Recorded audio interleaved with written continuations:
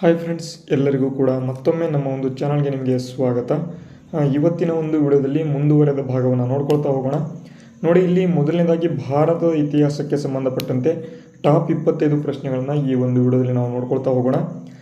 ಪ್ರಶ್ನೆ ಯಾವ ರೀತಿ ಇರುತ್ತೆ ಅಂತಾರೆ ಮಲ್ಟಿಪಲ್ ಚಾಯ್ಸ್ ರೀತಿ ಇರೋದಿಲ್ಲ, ಆದರೆ ತುಂಬ ಇಂಪಾರ್ಟೆಂಟಾಗಿ ತರಗತಿ ರೂಪದಲ್ಲಿ ನಿಮಗೆ ಕ್ಲಾಸಸ್ಗಳನ್ನು ನಡೆಸ್ಕೊಳ್ತಾ ಹೋಗ್ತೇವೆ. ಅದಕ್ಕಾಗಿ ವಿಡಿಯೋನ ಸ್ಕಿಪ್ ಮಾಡದೆ ಸಂಪೂರ್ಣವಾಗಿ ನೋಡ್ತಾ ಹೋಗಿ. ಅದಕ್ಕೂ ಮುಂಚೆ ನೀವೇನಾದರೂ ಫಸ್ಟ್ ಟೈಮ್ ನಮ್ಮ ಚಾನಲ್ನ ನೋಡ್ತಿದ್ರೆ ಈಗಲೇ ತಪ್ಪದೇ ನಮ್ಮ ಚಾನಲ್ನ ಸಬ್ಸ್ಕ್ರೈಬ್ ಮಾಡ್ಕೊಳ್ಳಿ. ಮುಂದೆ ಬರ್ತಕ್ಕಂತಹ ಎಲ್ಲ ತರಗತಿಗಳನ್ನು ಅಚ್ಚುಕಟ್ಟಾಗಿ ಕರೆಕ್ಟಾಗಿ ನೋಡ್ಕೊಳ್ತಾ ಹೋಗಿ. ನಿಮಗೆ ಇತಿಹಾಸದಲ್ಲಿ ಬರ್ತಕ್ಕಂತಹ ಒಂದೂ ಪ್ರಶ್ನೆಯೂ ಕೂಡ ಮಿಸ್ ಆಗೋದಿಲ್ಲ, ಅದನ್ನು ನಾವು ನೋಡ್ಕೊಳ್ತಾ ಹೋಗೋಣ. ಈಗಾಗಲೇ ಹಿಂದಿನ ತರಗತಿಗಳಲ್ಲಿ ನಾನು ಈ ಒಂದು ಭಾರತದ ಇತಿಹಾಸಕ್ಕೆ ಸಂಬಂಧಪಟ್ಟಂತೆ, ಸಂಪೂರ್ಣವಾಗಿ ಸಾಮಾನ್ಯ ಜ್ಞಾನಕ್ಕೆ ಸಂಬಂಧಪಟ್ಟಂತೆ, ಈ ವೇದಗಳಿಗೆ ಸಂಬಂಧಪಟ್ಟಂತೆ ಆಗಿರ್ಬೋದು, ಇತಿಹಾಸಕ್ಕೆ ಸಂಬಂಧಪಟ್ಟಂತೆ ಮಾಹಿತಿಗಳನ್ನು ಕೊಟ್ಟಿದ್ದೇನೆ. ಅವೆಲ್ಲವನ್ನು ಕೂಡ ಹಿಂದಿನ ಒಂದು ವಿಡಿಯೋಗಳಲ್ಲಿ ನೀವು ನೋಡ್ಕೊಳ್ತಾ ಹೋಗಬಹುದು. ಈಗ ನಾವು ಈ ಒಂದು ಭಾರತದ ಇತಿಹಾಸಕ್ಕೆ ಸಂಬಂಧಪಟ್ಟಂತೆ ಇನ್ನು ಹೆಚ್ಚಿನ ಒಂದು ತರಗತಿಗಳನ್ನು ನೋಡ್ಕೊಳ್ತಾ ಹೋಗೋಣ. ಇಲ್ಲಿ ನಾನು ಮೊದಲನೇ ಸ್ಲೈಡ್ನಲ್ಲಿ ಏನಪ್ಪ ಹಾಕಿದ್ದೇನೆ ಅಂತ ಅಂದರೆ ವೇದಾಂಗಗಳಿಗೆ ಸಂಬಂಧಪಟ್ಟಂತೆ ಕೊಟ್ಟಿದ್ದೇನೆ. ವೇದಾಂಗಗಳು ಟೋಟಲ್ ಆಗಿ ಎಷ್ಟು ವೇದಾಂಗಗಳು ಇಲ್ಲಿ ಇದ್ದಾವೆ ಅಂತ ನೋಡೋದಾದರೆ ಟೋಟಲ್ ಆಗಿ 6 ವೇದಾಂಗಗಳು ನಿಮಗೆ ಕಂಡು ಬರ್ತವೆ. ನೀವು ನೋಡ್ಬೋದು ಟೋಟಲ್ ಆಗಿ 6 ವೇದಾಂಗಗಳು ಯಾವ್ಯಾವುದು ಅಂತ. ಅದಕ್ಕೂ ಮುಂಚೆ ನೀವು ವೇದಗಳಿಗೆ ಸಂಬಂಧಪಟ್ಟಂತೆ ಸ್ವಲ್ಪ ಮಾಹಿತಿ ಗೊತ್ತಿರಬೇಕು. ಇಲ್ಲಿ ವೇದಗಳು ಏನಪ್ಪ ಅಂತ ಅಂದರೆ ಟೋಟಲ್ ಆಗಿ ನಮ್ಮ ಒಂದು ಪ್ರಾಚೀನ ಇತಿಹಾಸದಲ್ಲಿ ಟೋಟಲ್ ಆಗಿ 4 ವೇದಗಳು ಬರ್ತವೆ. ಋಗ್ವೇದ, ಯಜುರ್ವೇದ, ಸಾಮವೇದ ಮತ್ತು ಅಥರ್ವಣ ವೇದ ಅಂತ. ನಾನು ಈಗಾಗಲೇ ಹೇಳಿದ್ದೇನೆ, ಋಗ್ವೇದ, ಸಾಮವೇದ, ಯಜುರ್ವೇದ ಮತ್ತು ಅಥರ್ವಣ ವೇದಗಳಲ್ಲಿ ಈ ಒಂದು ಋಗ್ವೇದ ಏನಿದೆ ಪ್ರಾಚೀನ ಅಥವಾ ಅತಿ ಮುಖ್ಯವಾದ ಹಳೆಯ ಕಾಲದ ಒಂದು ವೇದ ಅಂತ. ಇಲ್ಲಿ ಟೋಟಲ್ ಆಗಿ 2 ಕಾಲಗಳು ಬರ್ತವೆ, ಪೂರ್ವ ವೇದ ಕಾಲ, ಉತ್ತರ ವೇದ ಕಾಲ ಅಂತ. ಪೂರ್ವ ವೇದ ಕಾಲದಲ್ಲಿ ಒಂದೇ ಒಂದು ವೇದ ಬರ್ತದೆ, ಅದು ಋಗ್ವೇದ. ಅದೇ ಉತ್ತರ ವೇದ ಕಾಲದಲ್ಲಿ 3 ವೇದಗಳು ಬರ್ತವೆ, ಯಜುರ್ವೇದ, ಸಾಮವೇದ, ಅಥರ್ವಣ ವೇದ. ಇದು ಗೊತ್ತಿರಬೇಕು. ನೆಕ್ಸ್ಟು ಇದರ ಒಂದು ಮುಂದುವರಿದ ಭಾಗ ಏನಪ್ಪ ಅಂತಾರೆ ವೇದಾಂಗಗಳು ಅಂತ. ವೇದಾಂಗಗಳು ಟೋಟಲ್ ಆಗಿ ಎಷ್ಟಿದ್ದಾವೆ ಅಂತ ಅಂದರೆ ಟೋಟಲ್ ಆಗಿ 6 ವೇದಾಂಗಗಳು ನಿಮಗೆ ಕಾಣಸಿಗ್ತವೆ. 6 ವೇದಾಂಗಗಳು ನಿಮಗೆ ಕಾಣಸಿಗ್ತವೆ. ಯಾವ್ಯಾವುದಪ್ಪ ಅಂತಂದರೆ ವ್ಯಾಕರಣ, ಜ್ಯೋತಿಷ್ಯ, ನಿರುಕ್ತ, ಶಿಕ್ಷ, ಕಲ್ಪ ಮತ್ತು ಛಂದ ಎಂಬತಕ್ಕಂಥದ್ದು. ಗಟ್ಟೊಡ್ಕೊಳ್ಬೇಕಾದ್ರೆ ವ್ಯಾಕರಣ, ನಿರುಕ್ತ, ಶಿಷ್ಯ ಮತ್ತು ಜ್ಯೋತಿಷ್ಯ, ಕಲ್ಪ ಮತ್ತು ಛಂದ ಎಂಬತಕ್ಕಂಥದ್ದು ಟೋಟಲ್ ಆಗಿ 6 ವೇದಾಂಗಗಳು ನಿಮಗೆ ಕಂಡು ಬರ್ತವೆ. ಓಕೆ, ಅದೇ ರೀತಿಯಲ್ಲಿ ವೇದಾಂಗಗಳಿಗೆ ಸಂಬಂಧಪಟ್ಟಂತೆ ಅದನ್ನು ಯಾರು ಬರೆದ್ರು ಅಥವಾ ವ್ಯಾಕರಣನ ಯಾರು ಬರೆದ್ರು, ಅದೇ ರೀತಿಯಲ್ಲಿ ಛಂದವನ್ನು ಏನು ಅಂತ ಕರೀತಾರೆ, ಅದೇ ಕಲ್ಪವನ್ನು ಯಾರು ಬರೆದ್ರು, ಈ ರೀತಿಯಾಗಿ ನಿಮಗೆ ಪ್ರಶ್ನೆ ಕೇಳ್ಬೋದು. ಇಲ್ಲಿ ವ್ಯಾಕರಣ ಎಂಬತಕ್ಕಂಥದ್ದು ಏನಿದೆ ಇದನ್ನು ಅಷ್ಟಾಧ್ಯಾಯಿಯವರು ಬರೆದಿರ್ತಾರೆ. ಅಷ್ಟಾಧ್ಯಾಯಿಯವರು ಈ ಒಂದು ವ್ಯಾಕರಣ ಎಂಬತಕ್ಕಂಥ ಒಂದು ಗ್ರಂಥವನ್ನು ಬರೀತಾರೆ. ಇದು ವೇದಾಂಗಗಳಿಗೆ ಸಂಬಂಧಪಟ್ಟಂತೆ ಅಷ್ಟಾಧ್ಯಾಯಿ ಏನಪ್ಪ ಬರೀತಾರೆ ಅಂತಂದರೆ ವ್ಯಾಕರಣ ಅಂತ ನೀವು ನೆನ್ಪಿಟ್ಕೊಳ್ಬೇಕು. ಅದೇ ಜ್ಯೋತಿಷ್ಯಕ್ಕೆ ಬರೋದಾದರೆ ಬೃಹತ್ ಸಂಹಿತ ಎಂಬತಕ್ಕಂಥದ್ದು ಇಲ್ಲಿ ಕಂಡು ಬರ್ತದೆ. ಅದೇ ರೀತಿ ನಿರುಕ್ತಕ್ಕೆ ಬರೋದಾದರೆ ಯಾಸ ಎಂಬತಕ್ಕಂಥವ್ರು ಬರೀತಾರೆ. ಶಿಕ್ಷಾ ಅಂತಂದರೆ ಶಿಕ್ಷಣ ಅಂತ ಕರಿತೇವೆ. ಕಲ್ಪ ಅಂತಂದರೆ ಇದನ್ನು ಗೌತಮ ಮುನಿಯವರು ಇಲ್ಲಿ ಹೇಳ್ತಾರೆ, ಕಲ್ಪ ಎಂಬತಕ್ಕಂಥದ್ದು ಒಂದು ವೇದಾಂಗವನ್ನು. ಛಂದ ನೋಡೋದಾದರೆ ಛಂದಸ್ಸಿಗೆ ಸಂಬಂಧಪಟ್ಟಂಥ ಒಂದು ವೇದಾಂಗ ಯಾವುದಪ್ಪ ಅಂತಾರೆ ಅದು ಛಂದ ಅಂತ ಇಲ್ಲಿ ಕರೀತಾರೆ. ಅದೇ ರೀತಿ ಮುಂದಿನ ಒಂದು ಮಾಹಿತಿಗಳನ್ನು ನೋಡೋದಾದರೆ ಈಗ ವೇದಾಂಗಗಳಿಗೆ ಸಂಬಂಧಪಟ್ಟಂತೆ ಟೋಟಲ್ ಆಗಿ 6 ವೇದಾಂಗಗಳು ಏನಿದ್ದಾವೆ ಅದರ ಬಗ್ಗೆ ಮಾಹಿತಿಯನ್ನು ಕೊಟ್ಟಿದ್ದೇನೆ. ನೆಕ್ಸ್ಟ್ ಇಲ್ಲಿ ವೇದಾಂತಗಳು ಅಂತ ನಿಮಗೆ ಮಾಹಿತಿ ಗೊತ್ತಿರಬೇಕು. ಟೋಟಲ್ ಆಗಿ ಎಷ್ಟು ವೇದಾಂತಗಳು ಇದ್ದಾವೆ ಅಂತಂದರೆ 108 ವೇದಾಂತಗಳು ಇಲ್ಲಿ ಇದ್ದಾವೆ. ವೇದಾಂತಗಳು ಅಂತ ಅಂದರೆ ಉಪನಿಷತ್ತುಗಳು ಎಷ್ಟಿದ್ದಾವೆ ಅಂತಂದರೆ ಟೋಟಲ್ ಆಗಿ 108 ಉಪನಿಷತ್ತುಗಳು ಇದ್ದಾವೆ. ಇದರಲ್ಲಿ ಇನ್ನು 13 ಉಪನಿಷತ್ತುಗಳು ಅತಿ ಮುಖ್ಯವಾಗಿರ್ತಕ್ಕಂಥ ಒಂದು ಉಪನಿಷತ್ತುಗಳು. ಆ ಒಂದು ಉಪನಿಷತ್ತುಗಳನ್ನು ನಾವು ನೋಡ್ಕೊಳ್ತಾ ಹೋಗೋಣ. ಆದರೆ ಟೋಟಲ್ ಆಗಿ ಎಷ್ಟು ವೇದಾಂತಗಳು ಇದ್ದಾವೆ ಅಂತಂದರೆ 108 ವೇದಾಂತಗಳು. ಆದರೆ ವೇದಾಂಗ ಕೇಳಿದರೆ ಬರೀ 6 ವೇದಾಂಗಗಳು ಇದ್ದಾವೆ. ವೇದಗಳು ಕೇಳಿದರೆ 4 ವೇದಗಳು ಇದ್ದಾವೆ. ಇವೆಲ್ಲವನ್ನು ಕೂಡ ನೀವು ನೆನಪಿಟ್ಕೋಬೇಕಾಗಿರ್ತದೆ. ಇಲ್ಲಿ ವೇದಾಂತಗಳಿಗೆ ಬರೋಣ. ವೇದಾಂತಗಳು ಟೋಟಲ್ ಆಗಿ 108 ವೇದಾಂತಗಳು ಇಲ್ಲಿ ಇದ್ದಾವೆ. ಅದರಲ್ಲಿ ಮುಂಡಕ ಉಪನಿಷತ್ತು ಅಂತ ನೀವು ಕರಿತೇವೆ. ಈ ಒಂದು ಮುಂಡಕ ಉಪನಿಷತ್ತು ಏನಿದೆ ಸತ್ಯಮೇವ ಜಯತೆ. ನೀವು ಯಾವುದಾದ್ರೂ ಏನು ಗೋರ್ನಮೆಂಟ್ ಫ್ಲ್ಯಾಗ್ ಅಥವಾ ಗೋರ್ನಮೆಂಟ್ ಏನು ಚಿಹ್ನೆ ಇದೆ 4 ಮುಖದ ಸಿಂಹ, ಎಲ್ಲ 4 ಮುಖದ ಸಿಂಹವನ್ನು ನೋಡಿ ಅದರ ಕೆಳಗೆ ಸತ್ಯಮೇವ ಜಯತೆ ಅಂತ ಬರೆದಿರ್ತಾರೆ. ಅದೇ ರೀತಿಯಲ್ಲಿ ಕೋರ್ಟ್ಗಳಲ್ಲಿ ಅಥವಾ ಯಾವುದಾದ್ರೂ ನ್ಯಾಯಾಲಯ ನೀವು ವಿಸಿಟ್ ಮಾಡಿದ್ರಿ ಅಂತಂದರೆ ಅಲ್ಲೂ ಕೂಡ ನಿಮಗೆ ಸತ್ಯಮೇವ ಜಯತೆ ಅಂತ ಇಲ್ಲಿ ಬರೆದಿರ್ತಾರೆ.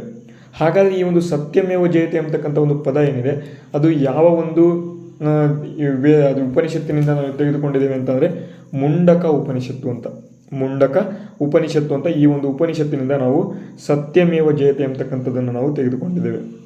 ಅದೇ ಇಲ್ಲಿ ವಸುದೈವ ಕುಟುಂಬಕಂ ಎಲ್ಲರೂ ಕೂಡ ಕೇಳಿರ್ತೀರ, ವಸುದೈವ ಕುಟುಂಬಕಂ ಎಂಬತಕ್ಕಂಥದ್ದು ಇದನ್ನು ಯಾವ ಉಪನಿಷತ್ತಿನಿಂದ ನಾವು ತೆಗೆದುಕೊಂಡಿದ್ದೇವೆ ಅಂತ ಇಲ್ಲಿ ಪ್ರಶ್ನೆ ಬರ್ಬೋದು.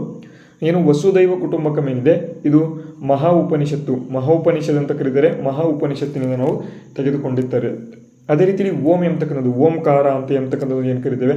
ಓಂ ಎಂಬತಕ್ಕಂಥದ್ದು ಯಾವ ಉಪನಿಷತ್ತಿನಿಂದ ನಾವು ತೆಗೆದುಕೊಂಡಿದ್ದೇವೆ ಅಂತ ನಾವು ನೋಡೋದಾದರೆ ಇದು ಕಠೋಪನಿಷತ್ತು ಅಂತ ಇಲ್ಲಿ ಕರೀತಾರೆ. ಕಠೋಪನಿಷತ್ತಿನಿಂದ ನಾವು ಓಂ ಎಂಬತಕ್ಕಂಥ ಒಂದು ಪದವನ್ನು ತೆಗೆದುಕೊಂಡಿರ್ತೇವೆ.